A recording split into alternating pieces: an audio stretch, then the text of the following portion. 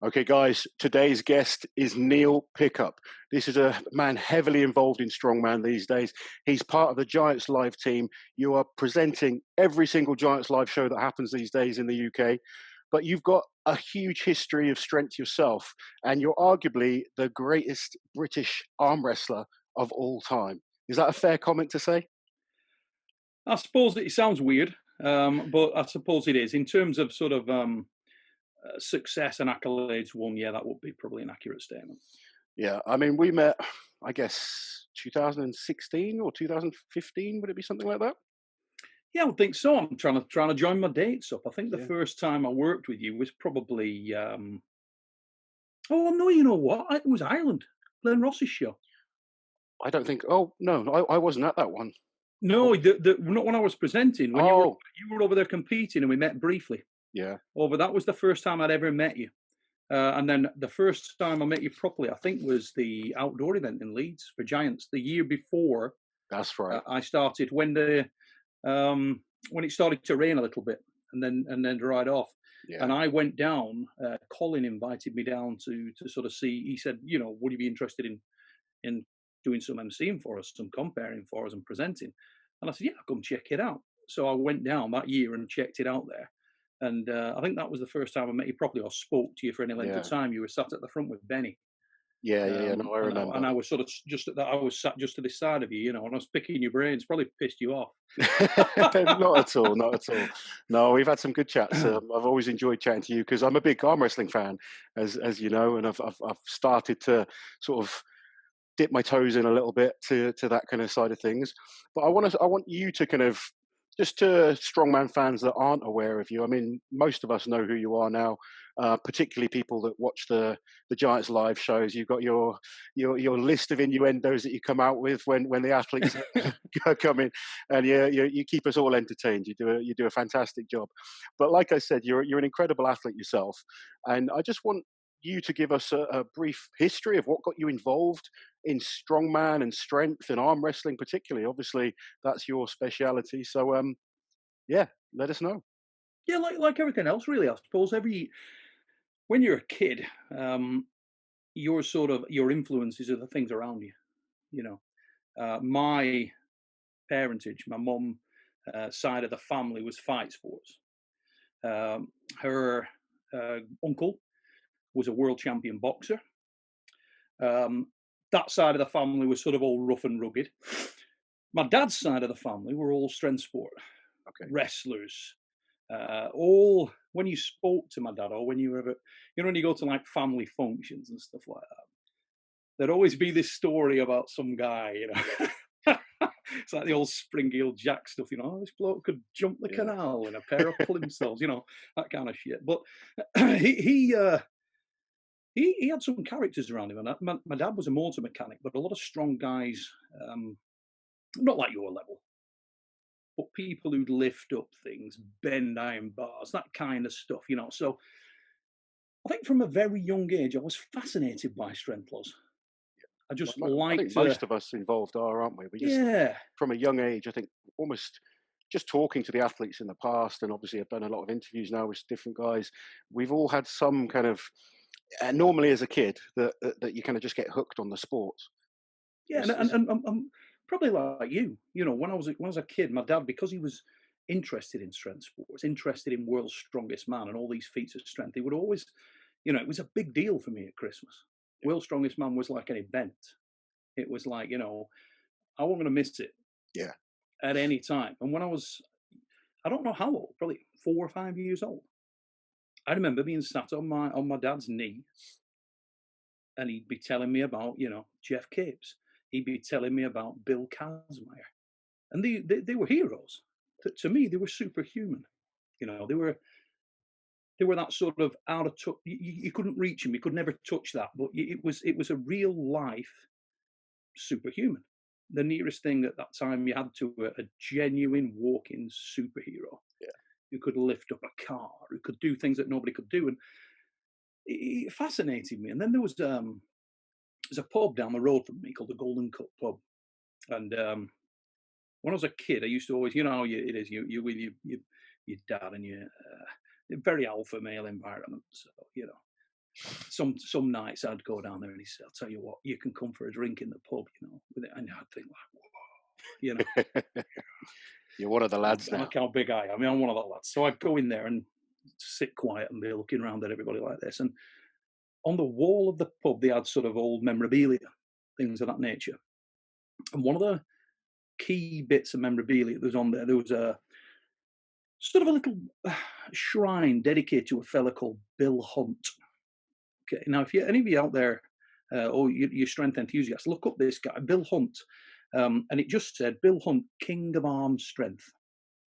Now Bill was based sort of 20 minutes from where I live. He was really local to where I live, and I'd read this, and I must have read that whole wall 20 times.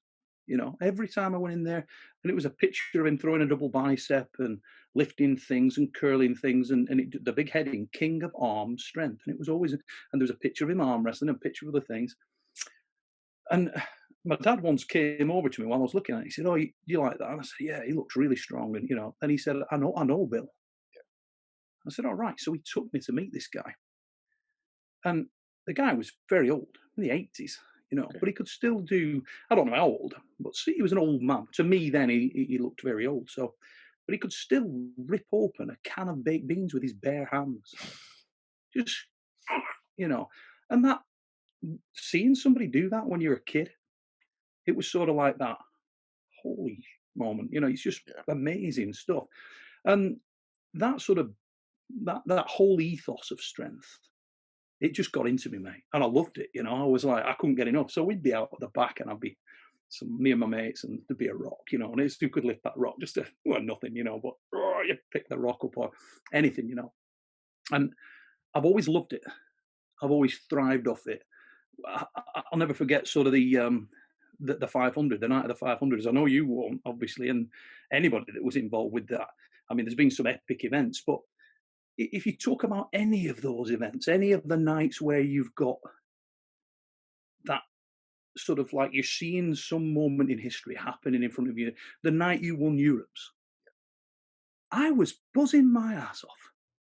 You know, just because a guy who I knew was succeeding in something, was really, you know, and you could see it unfolding. And I suppose the fortunate thing for myself is that I'm lucky enough to be with you guys beforehand and with you guys during, and I'm seeing the emotional roller coaster you're on, and it's cool as hell. You know, it's great, and I think that's one of the biggest appeals of this is you've not lost touch with the crowd. You think of a Giants event, you know, everybody's mixing with the crowd, and it's just like you're just chatting to your friends. It's really good, and I love that. I love that about arm wrestling. I love that about strongman. Yeah. And in some sports, once it gets too big and too developed, you lose a little bit of that, you know? Yeah, you do. I mean, for me in strongman, obviously I've been around a long time, but I know for you in arm wrestling as well, it's only recently you're getting these big events where you get a lot of people coming to watch them. I know you're heavily involved with the WAL. They're doing a great job, almost merging kind of like the WWE with arm wrestling. It's entertaining and it's fun, and you're starting to get big crowds coming to these events. And the exact same thing with the strongman now. Mhm. You've got, you know, shows in front of 10, 12, 15,000 people. Whereas when I started, and I've had this conversation with many guys, it was literally a competition in a car park. What a shame that is, isn't it? How sad is that? It is sad, but it's also great to see the growth. And, Yes. you know, I think both sports are sort of rising in popularity. And I mean, when you're a former world champion, how many people were watching you when you won your world championships? To be honest, my first Worlds, I got the Worlds on 3 occasions. My first Worlds win in Italy, there was probably, I mean, not many, 2,000, something like that. It was on the banks of Lake Garda, and they had what would look like a series of enormous tents. You know, like you go to like a big top style tent. Yeah. And this thing went back. It went back probably 150 yards. They just basically set them all up. And it was at the front of the tent, and it was packed in. You know, it was standing room only. Yeah. But I would say, bearing in mind that at that event you got 1,600 athletes. competitors. So, So you win the WAF World Championships, you won a world's boy. You know what I mean? Yeah. I mean, you win that, you can call yourself a world champion, because if it breathes and it's got strong arms, it's in that ring. I tell you now. I mean, the amount of times you go and get your ass handed to you, it's like you guys. That once you get to that level, there's no room for error. You make a mistake, you get in long matches. So in a contest like that, how many times would you have had to arm wrestle to win, to be the champion? I think I arm wrestled around 14 times that day. Wow. Somewhere around there, 14 to 16 times. It was a very, very big class, the first one. And I went on to the B side. So in arm wrestling, it's a double elimination system. I actually fouled out, believe it or not, against the previous year's world champion. A lovely bloke, a guy called Igor Moseev. And Igor's strong as hell. I think that in Eastern Europe, there's a different approach to arm wrestling. It's much more recognized as a cultural difference in the way that all strength sports are thought of and perceived over there, And Igor was the man to beat in many people's mind. Obviously, he's the guy with the gold medal from the year before, so he's got that sort of chest puffed out and a little bit air of confidence, not arrogance, but he was very confident.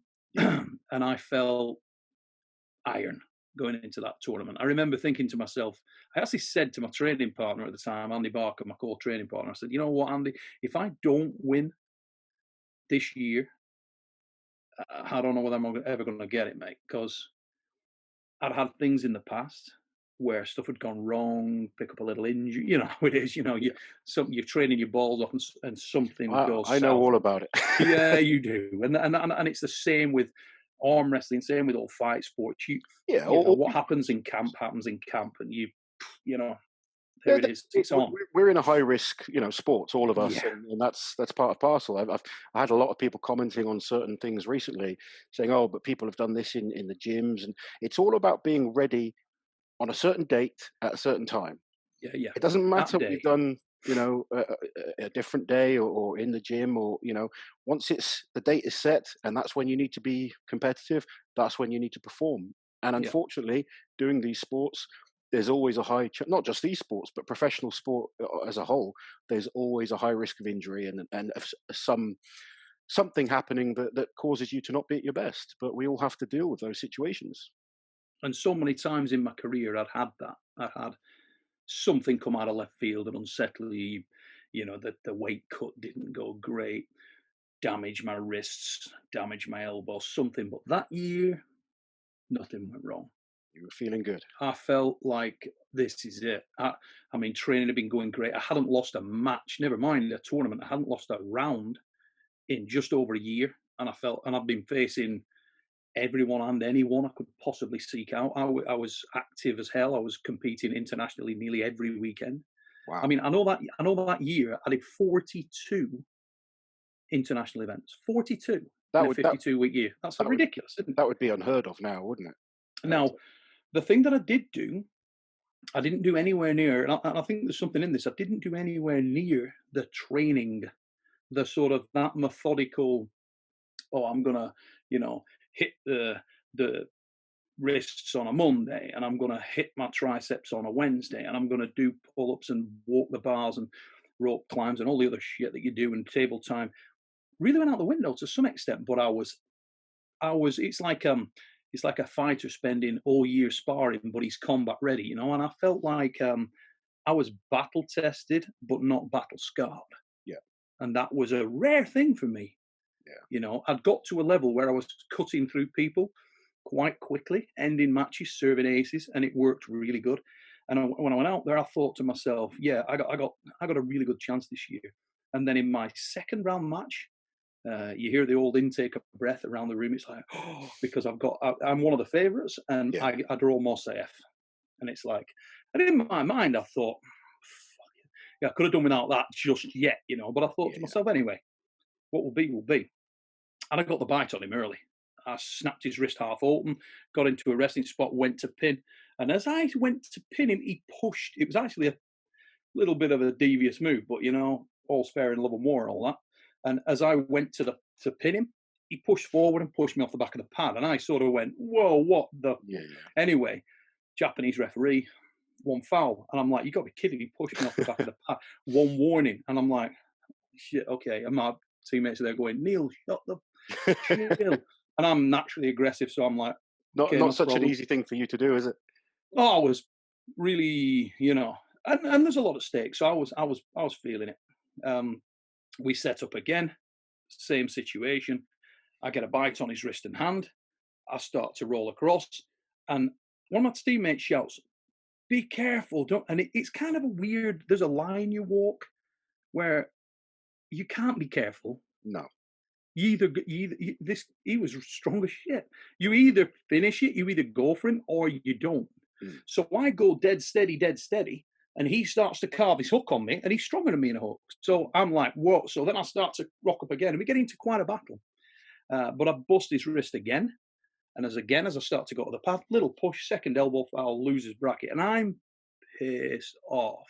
You know, I'm pissed off. So remonstrate with the referee a little bit. He walks off and he says to me, he goes, "Bye bye, Neil. Bye bye." Because he knows it's a deep class. And I turn around, and I'm friends with Ego, but I turned around and went, "Oh, fuck you." Anyway, long story short story, I lost, loses bracket, but I am pissed off. I feel like ripping a wall out.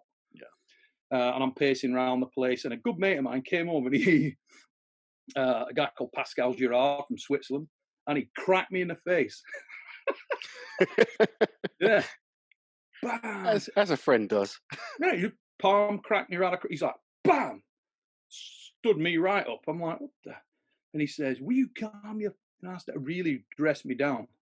You know, you could win it. You've been telling me all week you're going to win it, and now you're going to throw it away because you're losing your edge. Yeah, You're losing yeah, your edge. Calm down. And he grabbed hold of my lapel and he, "Calm down, dickhead." I was like, "But it's the best thing that could have happened." yeah. Got your head back in like Mm. focused. Yeah, I think it's very easy as an athlete. You can let things affect you, and the skill of top level athletes is to try and calm that situation down, Mhm. refocus, because things don't always go to plan for any athlete. Yeah, I We think we all, we without all him, I come wouldn't in have with a won. game. You know. We all come in with a game plan, but sometimes that goes out the window first event, or Well, in your case, first pull. it's evolving, isn't it? These things are, I mean, things that happen. You might say, like you say, what can a guy do in a gym? But Yeah, in a gym, you don't have this evolving situation. yeah, You don't have that situation that's moving, that's breathing. Things change. Yeah, I mean, I remember talking to you not long back, and you were saying last WSM, you went out there and you're feeling pretty bloody good, but then all of a sudden, the weights on the yoke aren't what you've been training with. They change. It just, you know, yeah, something's changed, and it unsettles you mentally, but also it throws you physically, and you suffer an injury. And where the hell did that come from? It's that evolving situation that is always the thing to overcome. And I think there's a degree of excitement in main draw arm wrestling because of that sort of constant moving theorem. It's just like what anything can happen. It's like the Grand National. It literally is. It's not just the fastest horse. It's does another horse that fall into you as you're going over there. It's there's so literally. many factors in it, and that's the exciting thing with sport. I think if we knew exactly what was going to happen, Hmm. we'd all start to turn off. There's no entertainment in that. You need that. Hmm. I love watching the underdogs, and when an underdog wins, it's just an emotional story. And I've been an Yeah. underdog many times myself. And sometimes when I'm the favorite in a competition, I don't like it as much because it's a different type of experience. Yeah. But obviously the great athletes have to cope with those pressures. But if we knew exactly what was going to happen, why would we all kind of be drawn into it and watch it? Yeah, it's magnificent, isn't it? It's the essence. It's the very essence of stuff. And sort of seeing that and having that in my own career, where you got that roller coaster ride, the ups and downs. I mean, it's funny. On three separate occasions, I know that I was actually, on paper, or I wrote everything down. I mean, fucking, I was weighing my toothpaste. You get to that level, and I'm gonna be so methodical. So gone into the mindset of champions, and I'm reading everything I can and trying to study everything I can, and I'm obsessed with it at this point in time. And I know that Jim Strong table strong with a certain uh, reference point of athletes that you compete against. That 3 times in my life I was stronger than when I won the worlds on any occasion, and I didn't get it. I got like second, Yeah. second. I got like seven second places, I think, over both arms. Truth be known, probably because I bottled it. Yeah. Or some, don't know whether bottled it's the right word, cocked it up, screwed it up, did something wrong, made a mistake, or bottled it. One of those two. Something in my mind told me that it wasn't right, or I doubted myself, or whatever. Something went south on me, Well, I And guess the thing with something like arm wrestling is you've got that external pressure of an opponent that mhm, can actually. It's like a tennis match, isn't it? You can't. It's not like, I mean, in lifting we can just go, like, say we're doing a deadlift. You set the bar and you just lift it. It's only when it becomes against another person that you really, there's so many more factors that come in. And yeah, obviously, you're going to go in an arm wrestle and you want to be in your strongest position, but you've got another man that's using different tactics and trying to get you mhm, into your weakest position. So sometimes I guess you've got to pull, and things aren't going to go exactly to the book how you kind of want them to. And yeah, even though you may be a stronger athlete in 9 out of 10 areas, if they've managed to get you into their one area that they're stronger, you could suddenly lose then. And yeah. I guess that's an exciting thing with arm wrestling. I mean, for those that don't sort of know too much about arm wrestling, it's such a technical sport. I mean, Neil would destroy me at an arm wrestle, absolutely destroy me. Put him in a strongman comp, I'm going to destroy you. Absolutely. Completely. I ain't getting under your no yokes but and but running down but the I car on mean, my the back. the the, Forget the that. thing I've learned. Oh, obviously, I mean, I've only done about 3 months arm wrestling training, and then I did a powerlifting comp, and then lockdown happened, so I haven't done as much as I wanted Mhm. to. But every single week, I was just learning new things and picking up little tips and understanding the kind of intricacies of arm wrestling, because Yeah, it's almost like a chess match, and there's it always is. counter It moves is. for everything. It's not just about brute strength. No, no, it's a funny thing. The way I would always break it down is if I'm arm wrestling a novice, so if I'm arm wrestling a new person, a new guy who doesn't know how to use their strength at all.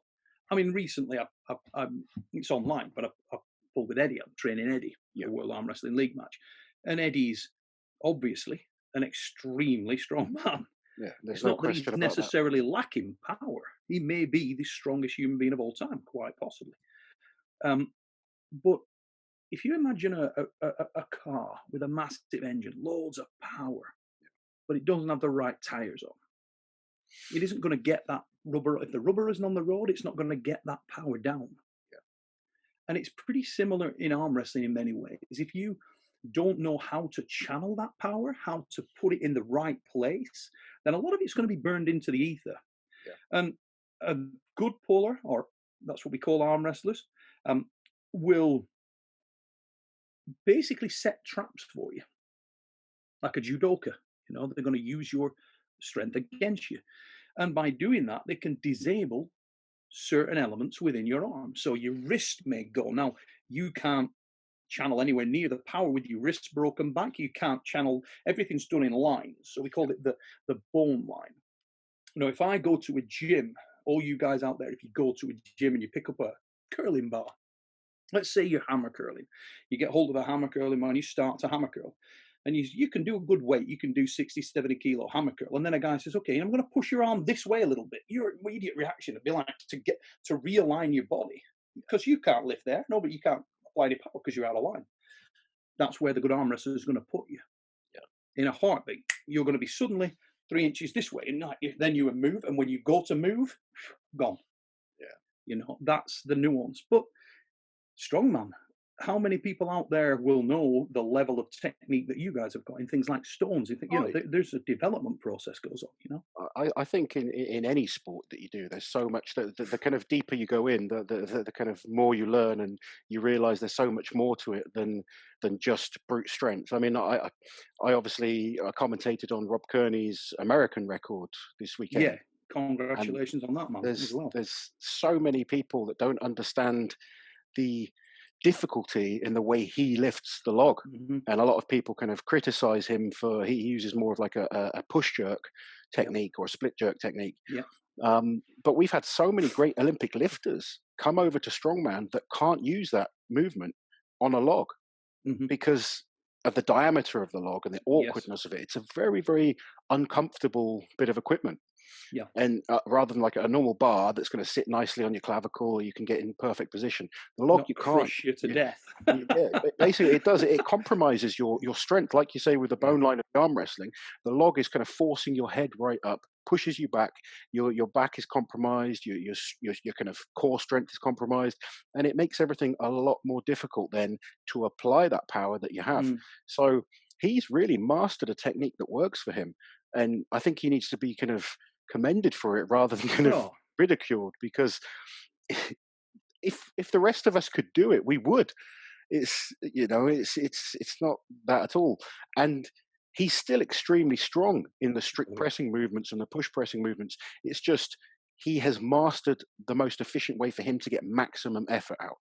yeah. So, like yourself, you're good in certain, say you're good in a hook, not so good in a top roll. Or, I know, different types of movements. You're still Hmm. good at all of them, but against those top elite level athletes, it's finding Yeah. where you're most efficient, and that's what he's done extremely well. And when I watch athletes and I coach athletes, I'm always trying to find the most efficient way, an effective way for them to be competitive, not Yeah. necessarily making them do the same thing that I would do.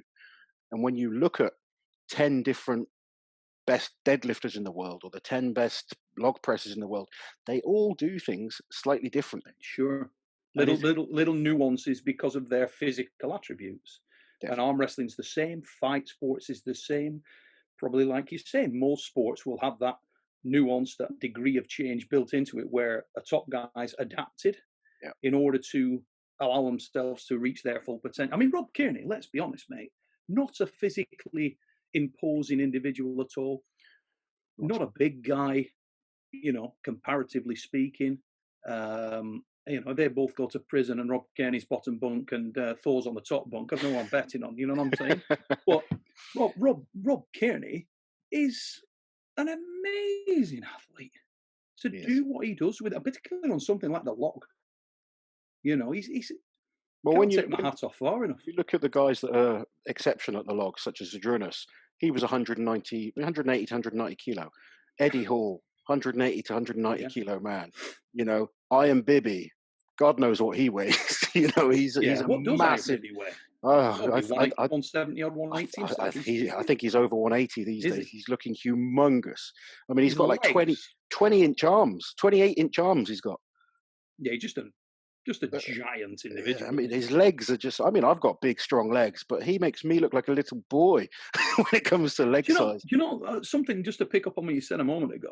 About the log affecting how you lift and being such a devastating lift in terms of crushing your breathing and stood behind Bibby. I mean, we've got a really myself and Kaz was stood sort of against the promotion curtain, and Bibby's lifting literally just where I'm facing out into the crowd. Bibby's lifting right there to my right, and you just happen to look at the side of him and he's going for the lift, and his back, the arch. Yeah, I mean, it's terrifying, mate.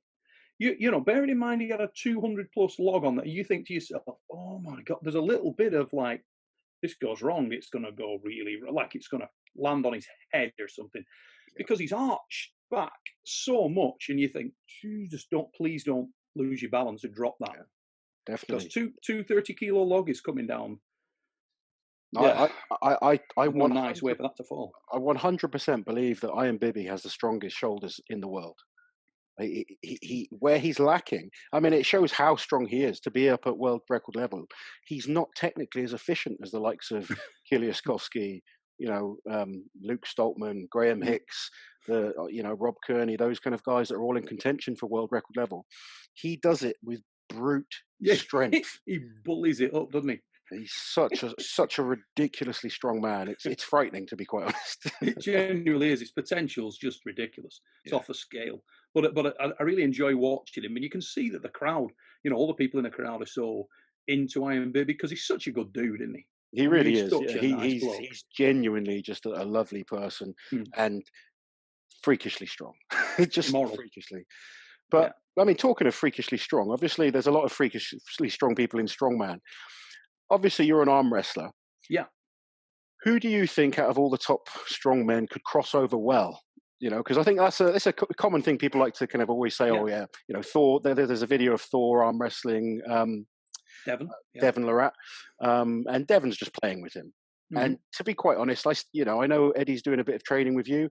There's supposed to be a match between him and Rob Midget Jr. Yeah. And Rob's he's not even half the size of Eddie, probably in terms of body weight. But you know, I don't care what Eddie says. Rob's going to play with him. It will take Eddie a couple of years at least to even be competitive, I think. And it's like you say, he's got the power, particularly in the bicep strength and the lat strength that's needed. But it's the weird type of, you know, there's a lot of little wrist type movements in arm wrestling that I'm very strong in my grip. You know, I would consider my grip a lot stronger than many arm wrestlers in terms of holding onto a bar. So holding on to farmers walks and things like that, I would beat most top level arm wrestlers, if not all of them, you know, in my prime. But it's the little certain movements that you guys get, and you're trying to put your opponents into strange positions. The way you sort of squeezing, the little movements of the cupping of the hand that we're not used to as strongmen, and we haven't got those years of training in.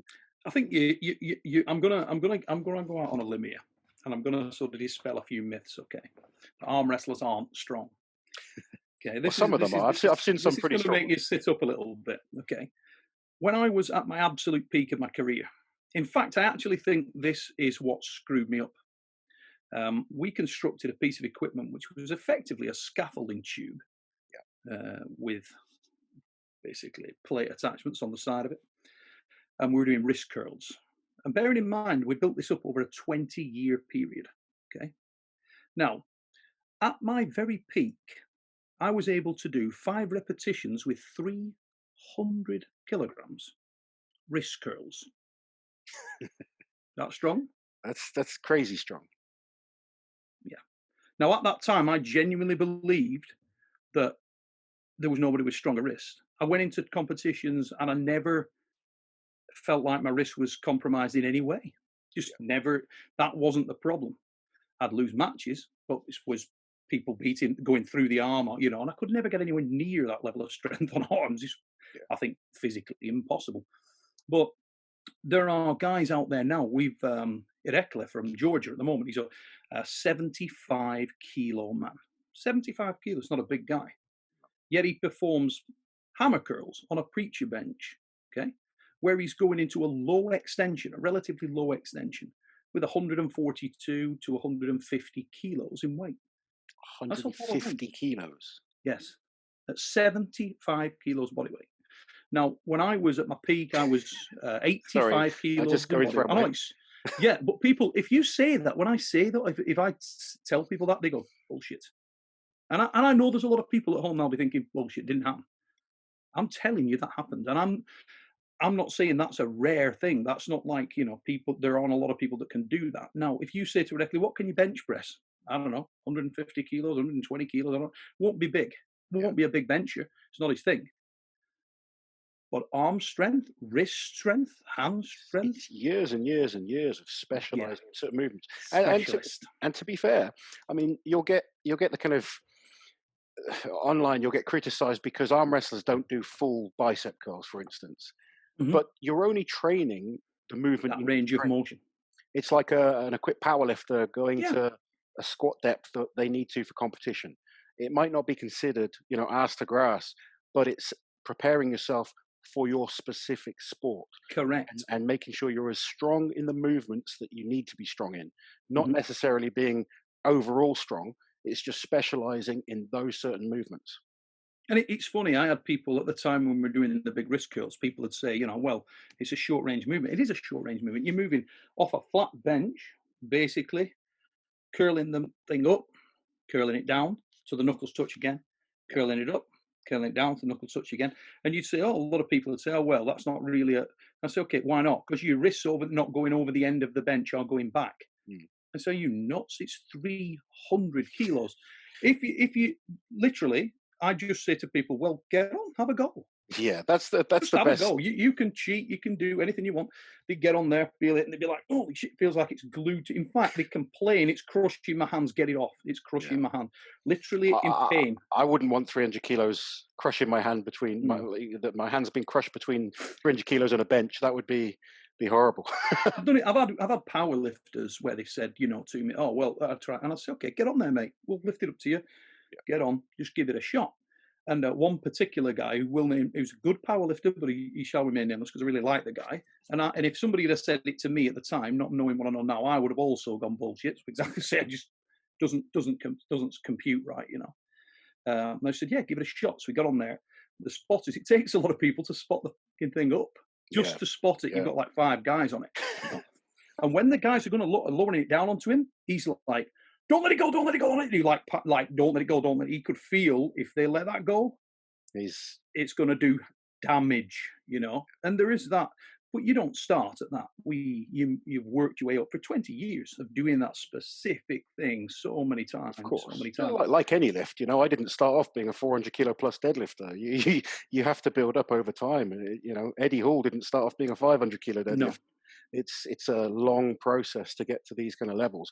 well, it's But good, isn't it? Because people, when Eddie in Leeds went up to Colin after the show, stood with Colin and Kaz, and he said, "What can you get me if I lift 500?" Openly laughed. Say no more. Openly laughed. Yet now we got 2 men that are 500 or over. yeah, it's So where's the level? Where's the bar?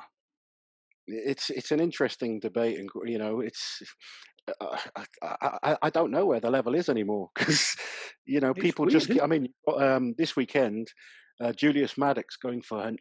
800 pounds on a I bench. mean, It's just what?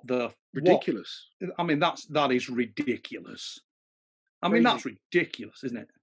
Yeah. What a freak that guy is. But in arm wrestling you've got like the likes of Yes. Denis Saplenkov or Levin, I can't remember his second name, but Saganashvili, yeah. yeah, he. I mean, he's a freak of nature, and there's more Mhm. and more of these freak of natures coming into the sports now because there's more limelight in the sports. You used to get these Yeah. freak of natures, they would have gone to American football. They'd go to wrestling, sports that are going to make them a lot of money. Whereas Mhm. now they're slowly coming into these, the strength sports because there is a bit more of a limelight on the top guys now. There's more kind of financial support coming into Yeah. it, and it's still very minimal in terms to some of those other sports, but it's becoming a bit more appealing, I think, as a sport to choose. Whereas, like I said, I mean, American football, none of us are making anything, not even Eddie or Thor are making money like the NFL players do. But there's more freaks of nature coming into the sport, and then better training, better nutrition, and guys have set goals now to push the body, beyond what we're capable of. I mean, I really want to get Kaz on here and talk about what he was capable of because he Mhm. did enough to be the best of his generation. Yeah. I If mean, he was, Kaz is a fascinating character. Kaz is sort of the most alpha of the alphas, isn't he? he really is. He's got I some mean, stories. oh mate, when I wish, you do documentary dramas and stuff like that. I honestly wish that somebody had a camera, that one of Colin's team had a camera, and was just filming Kaz when we're doing the giant show. Somebody will do something.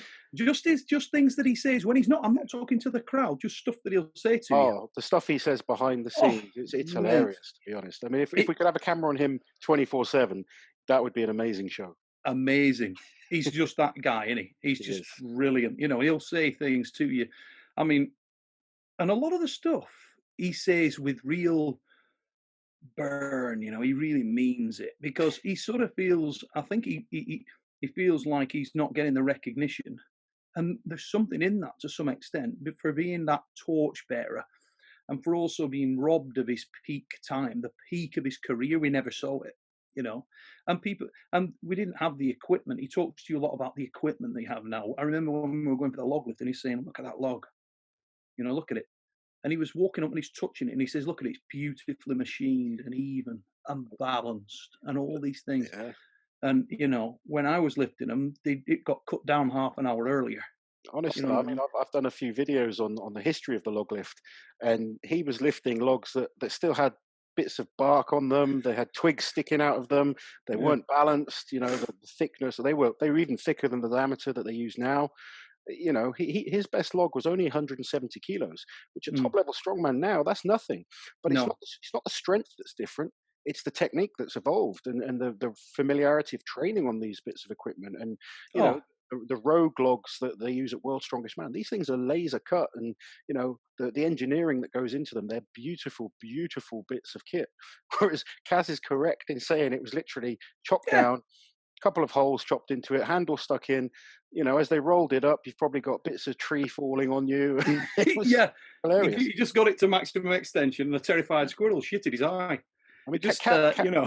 Kaz is one of the few guys from the older generation that is legitimately strong enough to compete with the guys today. Oh yeah, I would. Hey, wouldn't it be great if you could like turn the clock back and you know, take him out of his best time and put him in now? I'd It love would to be, see it. but He was that talking that about being, the McGlashan stone, same. yeah, You know, oh, said that definitely, they're not tacky. yeah. It had rained. You know, can you imagine that? Oh, I've been in that situation before. To be Holy, fair, you know, I've been around a long time in strongman. It's much better now than it was.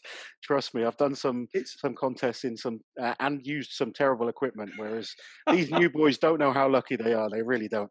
But anyway, I want to go back to who you think out of the current strongmen, or you know, the yeah. recent strongmen at least, maybe 3 or 4 that you think could cross over well. Because I've seen Okay. this conversation before, and I agree with some. I mean, Devin Lorette again. I think he said Hmm. the guy I'm thinking of, but I want to see your thoughts. Maybe like 3 or 4 guys that you think would cross over well to arm wrestling. Okay. Physicality. Looking at a guy physically, the first person that jumps out as me thinking, got all the tools, all the weaponry, and I'm going to sort of qualify that statement in a minute, would be Felix, because the length of arm, elbow to wrist measurement, size of hand, strength of hand, um, he's got all. It's all there, you know. Yeah, What I don't know about Mark is whether he'd have the movement, the explosivity. Those are very key things. But in terms of weaponry for the task, oh, he's tooled up, you know. oh, Um, his forearm length and then that size of that. I mean, I've got big hands, and I've said before when Mark shakes my hand, I am like just shaking. It's like a little kid kind of hand being covered by his dad. It's oh, just, I mean, I said it at the show. Physical impossibility for that man to pick his nose. I mean, his hands are just off the scale. He's actually, I mean, we were out there doing the Hercules hold, and people are saying, "How many world records is that for Hercules hold?" Now he's got like 4 world records, and I says, "Yeah," and he's got another 2 for biggest fucking clubs. That guy, as his hands are ridiculous. I mean, one of my funniest Mark Felix stories. We went to a kebab house, right? And we brought, you know, when you get mobbed when you've been to a kebab house after, and we're all at the after show party, and we walk in with a few kebabs and pizza and stuff like that. yeah. We put them on the table, and Magnus that was chowing down with us, and Mark came up, and he's such a lovely, quiet, humble guy, Mark, isn't he? And he picks up the pizza box, and he's got all of the pizza box, and I noticed his little finger was wrapped around one side of this little pizza box, and his thumb was at the other side of the pizza box. What the? I mean, that's ridiculous. It's unless you kind of put your hand up against Mark's, you just don't realize how big it is. I mean, like I said, It's I've got amazing. bigger than normal hands. You know, I've got strong Mhm. hands, bigger than normal hands, but Marks just make me feel like a little boy. They really do. And I know from that arm wrestling, you know, having a big hand helps. Oh, I'll kind of huge. be able to wrap my hand around some of the other guys. But Yeah, Mark's, again, his finger, he's got long fingers as well, Mark has. It's not he just a has. big thick hand, he's got long fingers just to be Yeah. able to wrap around. But obviously, he's got all the tools. I don't know that Mark's got the aggression for arm wrestling, Yeah, there's but other certainly got the considerations. tools. That explosivity, the movement is a very big one. Often guys who are good physical movement, if they're a good dancer, Mm. you know, it's like a boxer puncher thing. You'll get boxers that are robotic, and With then you'll get the guy who's a great boxer, and it's similar. You get a guy who's the natural mover, helps. do you think with strongmen, the fact that we're so bulky is a disadvantage in Yes. strongman. Oh, You know, one without thing I question, can't mate. do, like a lot of arm wrestlers, they manage to bring their elbows right in tight, whereas a Sure. lot of strongmen with their big lats and wide Hmm. shoulders, they're kind of pulling a bit more from outside. Yeah, And Eddie struggled with that. Thor did. I mean, it's funny you mentioned the Thor and Devon Larratt thing. Um, Without detracting from Devon at all, because Devon's a special individual in our arm wrestling table. You know, he's one of the chosen ones. Hence the name that I gave him, No Limits. yeah, The thing with Devon and Thor, if you'd have gone into the arm wrestling community and said, okay, pick from your entire peer group a guy that can make Thor look bad, yeah, that's the guy I would have put forward, because he's another one who can tie his shoelaces standing up. He's just got ridiculous arm length measurement, massively long from elbow to wrist, yeah. very, very long wrist to knuckle. So the leverage is all there in the right places. And it's the application of that leverage. And Devon, people may not know, Devon's like 6'6". He's a big boy. So a lot of the physical intimidation factors on an arm wrestling table that Thor would possess against a lot of people Yeah. are diminished greatly when he's with Devon. Devon's not feeling that overwhelming effect, So he's perfect to do that. But to be honest, you could have put a lot of 75 or 70 kilo arm wrestlers there, and they'd have done the same with Oh yeah, with Hathor. And it's not yeah. a reflection on Hathor. It's just the fact that I Hathor doesn't know what he's doing. If he did, when different. I first walked into the arm wrestling club, I had 50-year-old, 60-year-old men that weigh about 80 kilos, and I couldn't do a thing against them. Mm. And it wasn't a strength thing. That they like you said, they would just put me in awkward positions. But once that technique comes a bit, it does become a bit more advantageous. And Oh, I'm not one for thinking I could be like top level just like that. I know how it would take a lot of work. But I think having the strength and then understanding the improvement in technique, you can improve quicker than oh someone my God! that's Without question, mate. I mean, to go back to your question about which guys could swap over or could change over. There could be a lot. yeah, There could be a great deal of guys that would change over, because let's not make no bones about it. To be an elite strongman, you are probably more well-rounded strength or functional strength that can transition into something like arm wrestling than a powerlifter would be, yeah. I because think you're lifting things in the different forms, in the different ways. I mean, things like the stones, yeah, the fact that you're gripping around something and having to hold, they're all things that are very beneficial and do they do cross over quite effectively. So if you get one of you lads and you join up the dots, so it's working mentally for you, and okay, this is how I move. You have intensive table time for 3 to 6 months. Yes, you can make rapid gains. I mean I mean, we've had Iron Bibby, yeah. play around with Iron Bibby on an arm wrestling table for an hour. Yeah, His level. He went over to train with Devon Iron Bibby after did. spoken at yeah. And I got some feedback from Devon. I said, "How did he do?" He said, "Oh, he did really good." I said, "Do you think he's got something?" He said, "Oh, hell yeah, yeah, really Interesting. good, That's really, cool. really solid." So Bibby's another one who could, I and mean, Bibby loves it. we've we've had a few guys come. Like I mean, Lalas and Magnus Samuelson were both Hmm. very good arm wrestlers, weren't they? Yes, yeah. I mean, I count Vitaltus as an arm wrestler, because Yeah. I remember Vitaltus as an arm wrestler, and then he went to Strongman How and what good an was excellent. he at arm wrestling? Oh, he was really good. Yeah. Yeah, he was really, So really good. He uh, was really solid. I mean, I, he was up there. I don't think Eddie knew how good Lalas was when he sort of called him out for an No, arm wrestle. no, he didn't. He didn't. And Vitaltus, you got to remember, the Vitaltus that was arm wrestling then wasn't the Vitaltus that went on. I Oh would yeah, have loved to take Vitaltus out of his, when he was winning Arnold Classic, and put him back into focus training. yeah, Then he would have been a handful, because he does know the forms of big. Sure, he need to brush them up, just like he'd get yeah. Anything. effectively ring rust, but all the disparate elements to make him a good arm wrestler were there mentally, so he's got it all. Yeah, It's just them refiguring that. Magnus Samuelson, same thing, arm wrestler, yeah. proficient arm wrestler, practiced for a lot of years, then crossed over into strongman, which was great for me and for the It was nice to see. So we've had people that have transitioned the other way. They've gone from arm wrestling into strongman.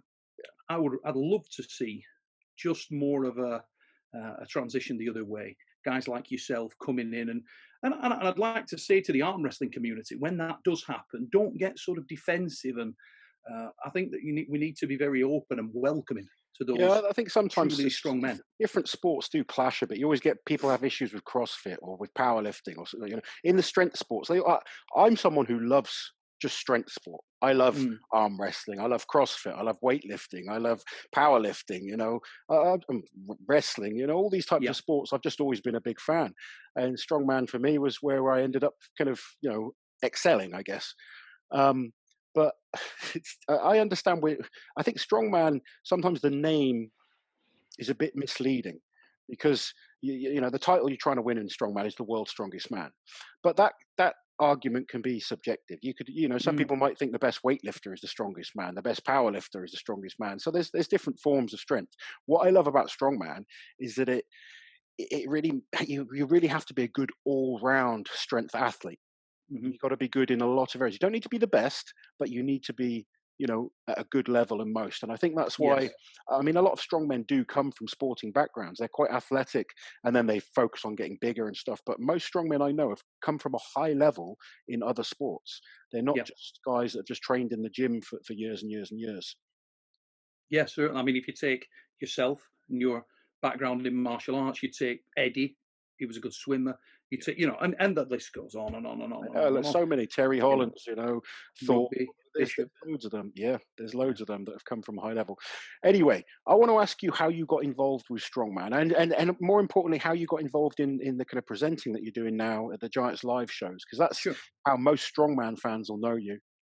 Yeah, I mean that came about. My two sort of key areas, pre strongman, if you will, were arm wrestling, presenting, and also fight sports. So UFC, K1, things of that nature. Yet strength sports as a complete article is where my DNA is. It's where it's always been. It's where my real focus was. When I'm on the way to a fight, I'm reading about a guy lifting. I'm fascinated by Julius Maddox doing an 800. To me, that's like, I got to watch that. That's a Yeah. mega. That's my DNA. That's what I want to watch. So, and I've been obsessive with strength sports since I was a boy. So I think Colin became aware of that, because whenever he'd come to the fights or something like that, I met him through um, two areas really. He came to the Semi Combat Sports Show on a cross promotion thing where he was doing stuff with Strongman there. I think it may have been the first time they'd ever done like a Giants Live experience, or a WSM as it was then Yeah, experience at the yeah, Semi yeah. Combat Sports Show, and I was presenting the K1 the night after. He came there with some of the strongmen. I already knew um, guys like Andy Bolton, Terry Hollands, because when I was competing at the Arnold Classic arm wrestling, they'd be going over for the Yeah. strongman, and we'd often just meet out there on the Yeah, you plane or do. whatever The it was. different sports Yeah, kind of cross over. You chat with people. exactly. So we that happened for all the years. So I think I was chatting with Terry, and Colin came over and he was talking to us, and I started talking about strongman and strength. And he said, "Oh, your onions on strongman," and he said, like, maybe you should come and have a look at our show, present for us. We got Caroline Pierce doing it at the moment, but come and have a look. So Um, are you telling me we got rid of Caroline Pierce for you? well, I wouldn't have done. Oh, we'll stick with you now. You're here. No, I thought at the time, I thought to myself, well, I figured, yeah, I'll be working with Caroline Pierce if I go for the gig. Anyway, I went down and watched. He said, "You want to give it a shot?" And I said, "Yeah, no problem. I'll give it a go. See what you think." So I did it the next year. Got a good response, and Colin said, "Yeah, love it, absolutely spot on." So he said, "Are you interested in continuing?" And I said, "Yeah." Are you kidding? Yeah, I love this. And now I feel like I really do love it. I feel like I'm part of a bloody big family with Giants Live. I love the whole crew, from the lighting guys down to the people that are moving the equipment out to the. I mean, what a top, absolutely lovely set of people. The Just Giants Live crew are genuinely great. lovely. There's so many good people. Darren's put together a great team, and Mm, they're a well oiled machine. They all know what they're doing. Yeah. I've known a lot of the people behind the scenes for a long time. Obviously, a lot of them are just friends of Darren's from years ago. And when I used to go up and train with him when he was competing. So there are a lot of good people on the team. They've just become really, really efficient at running these one-day shows. And Yeah. the one thing I do love about the one-day shows, the Giants Live shows, is they're trying to make them bigger every year. And Mhm. obviously, it's been sad this year that so many of these shows have had to be cancelled. Oh, I'm devastating. I'm actually getting Colin on soon, and I want to talk to him about future plans and stuff like that. Mm. Because I mean, for you in arm wrestling, you've not been able to run events and No. all sports. It's been a terrible year for sport in general. Yeah. But, Olympic Games. I yeah, mean, that's you just can't fathom it, can you? It's unheard of. ridiculous. The biggest sporting event on the planet, and it's pulled. Yeah, When the just hell has that ever happened? Maybe in the yeah. war or something. I don't know. But Yeah, I mean, not in any of our kind of generation. no. It's kind of strange times. But hopefully, we do get back to these live shows because I mean, Mhm. I've really enjoyed being part of the World Ultimate Strongman Feats of Strength, and I think it's Yeah. been great for fans to have something to debate, whether you agree or not. There's people talking about it, so in my eyes, people talking about strongman is a good Yeah. thing. But Yeah. Without a doubt, mate. without It keeps it injected with venom, doesn't it? You know, it keeps it exactly. current. But without question, we all want the big shows, the big live shows. That's what it's all about, competitive head-to-head competition, getting 10 or 20 of the best guys in the world going head to head. That's what we want to see. Well, there's a couple of shows that I was really excited and looking forward to, and it's interesting because you get like it feels like a bloody homecoming Yeah. every year when we do Leeds and we do Sheffield and we do, you sort of like, I don't know, you see familiar faces in the crowd and it's just not, it's just a warm feeling. But there was two shows this year that I was really excited about. I mean, everybody would think, I remember everybody saying, oh, we're doing Wembley last year, and everybody was very excited. For me, Wembley wasn't as exciting because I've done Wembley a lot with fight shows and stuff like that. But the Royal Albert Hall was exciting because Yeah, I've that only was. worked Royal Albert Hall once in my life. And the Royal Albert Hall, I was like, oh, because it's such a cool venue. And I was really excited to do I, that again. it was a show I really wanted to kind of compete in or certainly be involved with it because, like you say, just an iconic venue. Mm, Um, Obviously, hopefully it will gutted. happen. But yeah, it's just. I hope Colin tells us when or if that is going ahead. I I don't mean, know. I'm going to guess they're still waiting, like the rest of us. No one's clear on anything right now. But Mm, I, I hope we do get to see live events. Kind of hope, maybe. I think it's going to be hard this year to do any live events. I think World's Strongest Man could possibly happen behind closed doors, because that is more a what's show. the proposed date was on that? Have they I thought don't. about dates? I've heard. I've only heard rumours of November right now, and Right. over in Florida. And the way World's Strongest Man is run, it could definitely happen because World's Strongest Mm, Man has never been about a big audience. no. It's been No. about TV. And the way it's all filmed, everything is about TV with World's Strongest Man. But Hmm. obviously, the Giants live shows, the audience is a huge factor there. It's all about having the atmosphere and the crowd, and that's when I won Europe's in front of 12,000, Oh, that was by far the best experience of my competitive life. yeah. My competition. And I actually prefer the one-day shows to World's Strongest Man. It's a very strange atmosphere, certainly in some places with Worlds where, like Botswana, for instance, we had certain. I mean, Botswana was lovely, beautiful, Hmm. beautiful place. Amazing scenery, amazing wildlife. So a great experience. But in terms of competition, no, it's very flat. There's no atmosphere at all because there's no people watching. So I'm someone that I like the crowd. I like to sort of Yeah. raise my game in front of thousands and thousands of people screaming at you. It always helped me perform better. All my best lifts were done in big competitions, not in the gym. Um, so I am. You react off it as well. Yeah, I mean, very much so. the one I always remember when your world record car walks and stuff. I mean, the sometimes it's hard to understand the level of volume that it gets to, the crescendo that it reaches is ridiculous. It's as big as I've ever heard in any big fight show.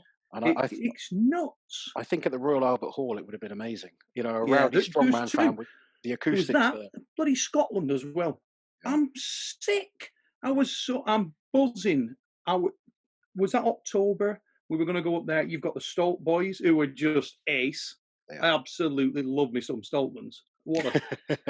They're just Who doesn't love some spicy Stoltmans? They're amazing.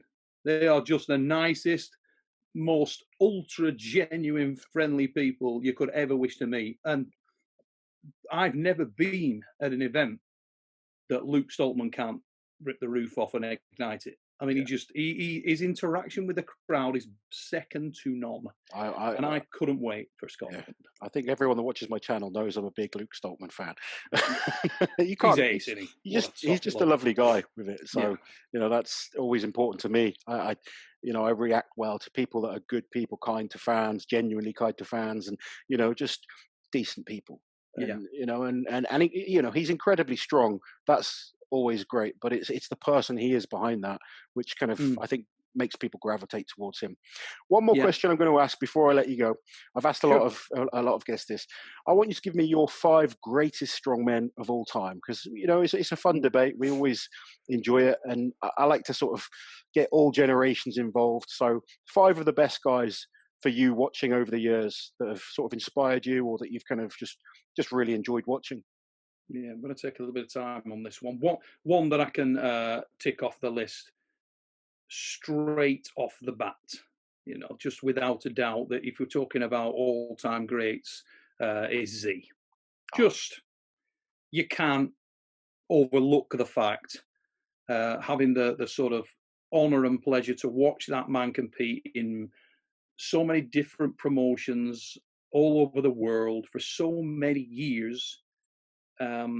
His style, his demeanour, just a one-off. I mean, people have said that he doesn't have much character. He's sort of got his own character. It's like a unique, weird goat character that's just ace. I think the more you get to know him as well, he lets that character come out. But at first, he can be a little bit, standoffish. I've obviously been competing, with Zadrunas for a long time, and I've become friends with him over the years, and he sort of lets people in slowly. He's not so open at first, and it could just be like a language barrier sometimes, but he is a very interesting character, and without question has to be on everyone's list as one of the greatest of all time. Yeah, I mean, he's just phenomenal. The second guy that's an easy one for me was a guy that is probably the most charismatic strongman of all time, and that's John Paul. Yeah, because John Paul was bigger than strongman in some respects. If he'd have lived longer, God knows where he could have gone. Yeah, because natural charisma, he was the one-off guy that had the turn of phrase, the timing, the comedic element. Yeah, he had it all. He's someone I wish I could have met. I've been lucky enough to meet most of the guys that I looked up to and that inspired me, and it would have been amazing to sit down and have a drink with John Paul. That would have been a good experience. Yeah, he was one of those guys that I genuinely looked forward to, and when he died, it really bothered me. I really felt that loss, and that's something that sticks with you. And this is bloody hard loss because I love so many of these lads. Just one more, then. We'll make you. I won't make you pick too many. Just one more, legend over the years for you. I mean, you picked 2 great ones. I've got to say. I think they're 2 that would be on anyone's list. I'm going to go with Eddie. Yeah. Yeah, and I know people say, "Oh, you're friends with Eddie at Spiest," and it's like, but to some extent, that's why. Because yes, I'm close with Eddie, but it's not just that. It's having that proximity to see he wears it. He's like got that Conor McGregor thing going. He is very much. Yeah, you know what I'm saying. Oh yeah. Behind the scenes, Eddie. In front of camera, Eddie. Different dude. Yeah. Totally different man. Like on, like off. And I've seen him wear things on his sleeve, and I've seen it cut him. Some of the comments and when people hit him.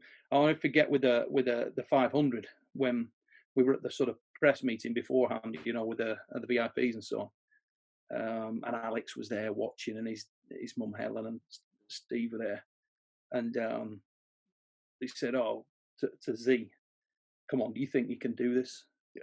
Right. And Z being Z, like, I'm going to say no. Yeah. No disrespect, but I don't think it can. To be honest, I think a lot of people thought that, and that's nearly everybody, I think. To be yeah. perfectly honest, nearly everybody was like... and that's the one thing with Eddie you have to give him credit for. Mhm. I have never in my life. I mean, I think you could argue maybe Thor as well, but both of those men are. When people say they want something, but they're just kind of saying it. We all say we want something, and we'll put a bit of effort in to get there. Well, when Thor or Eddie say they want something, they commit 100%. There is no, I'm going to take it easy today. I'm going to skip a meal. I'm not going to get this rep. They have everything planned out, and they are driven to reach that goal. And I don't care who you are. I don't care if you're an Eddie fan or you're not an Eddie fan. You have to give the man the respect that he deserves for being so driven to reach a goal. He said he was going to pull 500 kilos. He pulled it. He said he was going to become world's strongest man. He did it. I don't always agree with a lot of the things Eddie says. I think he does things for, he's a smart guy, markets himself really, really well. But when it comes to those achievements, no one can ever criticize him. He set them out, and he was 100% driven, and he reached them. And he should always deserve, respect for that. And it's watching him having gone through those sort of trials and tribulations after comments have been made, and seeing how he's worn it, and he's worn the pressure. Alex was really something Z said in that. He said, "Look, we're getting to the stage now with this lift where we don't know what the damage will be. You could have catastrophic injury with something like he's attempting tonight, that could cripple you." And Alex, Eddie's wife, was welling up. She was getting a bit upset, and Eddie just went over and he just put his hand on her back and he reassured her a bit. And walking up down the corridor back to the Hilton there, and Eddie was, "And I said, 'You all right, mate?' And he's like, 'Yeah.' He said that, they're all laughing, they all think this." He said, "Oh, well, they'll think something different tonight when I can speed rep 465. And he was off to the lifts, and he was, he's like spitting thunder. Then when he comes out, to do it the night, and he did speed rep 465 to an extent where, I was shocked. Yeah, I think we all were. And you walk over to him, as he walked past me, I just went, "Mate, in order." And he said, "Nobody's lapping now, are they?" Like that. And that look on his eye, and I just, it was just, get in, And I'm going to give you 3 more names that are, and this is very difficult for me, because it's people that are, forget greatest strongman, forget all of those, because there's a lot of people that are coming into them, your usual suspects. Brian Shaw doesn't necessarily get talked about enough for that, when he quite clearly is. Yeah. He's right there. Bill, you would have to say, could have been possibly the best of all time. We didn't even see him at his best, so God knows how good Bill was. But if you're just looking for, I like, and as I say, maybe a bit biased, but I like people that are just an absolutely top person. Just go out of the way to be really nice, genuine, in all walks, can be having a good day, can be having a bad day, and they're always just a tremendous bloke. And 3 that over the years have always really, really stood out for me in that regard, and it would be Luke Stoltman, Magnus Samuelsson, and yourself.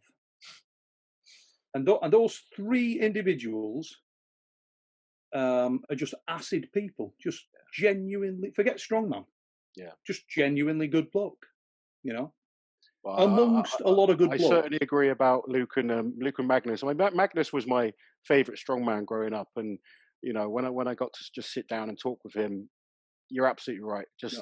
He's just a lovely, lovely human. And I've already mentioned my kind of thoughts on Luke a number of times. So to be put into that list, thank you very much, Neil. That means a lot. And I do try and I'm a genuine fan of strongman. That's what I. Yes, you really I love the sport. I'm trying to help promote the sport and stay involved myself. But you're doing a great job with that as well. I mean, you've interviewed a number of strongmen on your page. If you just give us a quick, I'll let you give yourself a quick shout out where people can find you. I will put it in the link below, but just let No, people thanks, know. buddy. Yeah, but my channel is brand new. It's only just started when we went into lockdown, about 3 weeks into lockdown, and I started to do similar thing to what you're doing, mate, where you're interviewing your wheelhouse, your strongmen, and for me, it's the same thing. It's mostly focused on arm wrestlers. We do have strongmen on there. It's called Neil Pickup's Supernatural Strength Channel. Loz has been on there. The Stoltz have been on there. It's been quite a journey. Some of the videos quality initially was quite bobbins, but we're getting better and better. It's all a learning curve. I'm the same on trying to make it better and better. Every week we're trying to improve. But we will put a link into Neil's channel down below. Neil, thank you for coming on. I'm hoping we get to see each other in person soon, even if it's not at a competition. I want to come up and do some arm wrestling at some point. Mate, you would always be welcome. Always be welcome. And just on a personal note, for anybody who's watching out there, I hope you and your families are all safe and well. Crazy times we're in, but hang in there, and hopefully we are. As Loz says, we'll get back to some strongman pretty soon. Can't wait. Definitely. Guys, I hope you enjoyed the chat with Neil. Please remember to like, share, and subscribe to the channel, and we will be back with more strength action soon. I messed up that one. It's the pressure of doing it in front of you. Guys, take care.